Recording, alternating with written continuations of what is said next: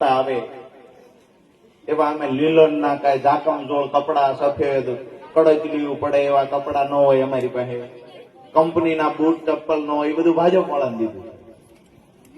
ભાઈએ કહ્યું એમ તાલુકા પંચાયત જિલ્લા પંચાયતમાં ચૂંટાણો હોય, પંખા વગરની સાયકલ લઈને ફરતો હોય, જેવો સભ્ય બને અને 2 વર્ષ થાય એટલે નવી નક્કોર ગાડી આવે.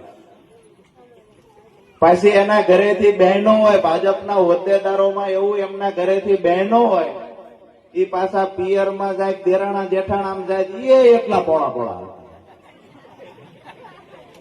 એ પાછા એમ કે અમારા એ તો ભાજપના મોટા નેતા છે. એટલે 5 બહેનો પાછા પ્રસંગમાં આવે એટલે ખુરશી દેવાય, આ તો ફલાણા ભાઈના ઘરેથી છે, ખુરશી દેવું. અને ઈ બેન પાસે આવીને નખરા કરે, હું તો હેઠે બે હતી ને, હું તો ખુરશીમાં જ ખાઉં છું. એટલે આ ભાજપમાં નતા તેદી તેમ શું કરતા હતા, કપા કાસડો ચડાવીને વીણતા હતા, એ ભૂલી ન જાઓ. 5 દી તમે સત્તા હાથમાં આવી છે, ઘડીકની વારમાં બધું ભૂલી ન જાય છો. સમય છે, સમયને બદલાતા વાર નહીં લાગે.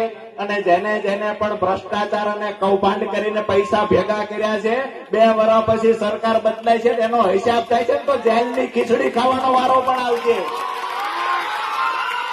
આપણે બધાને વિનંતી કરીએ કે અહીંયા લોકોની તાકાત તંત્રની તાકાત કરતા વધારે છે. લોકો જયારે મત આપે ત્યારે તમે સત્તામાં બેહો છો અને એ જ લોકોની સામે તમે ડંફાસો મારશો. અમે તો ભાજપના નેતા છીએ, અમારા તો ધારાસભ્ય હારે સંબંધ છે, અમારા સાંસદ સભ્ય હારે સંબંધ છે. એટલે જેની હારે સંબંધ હોય, અમારી બહેનો નક્કી કરી લે છે કે આ વખતે મત નથી દેવાનો.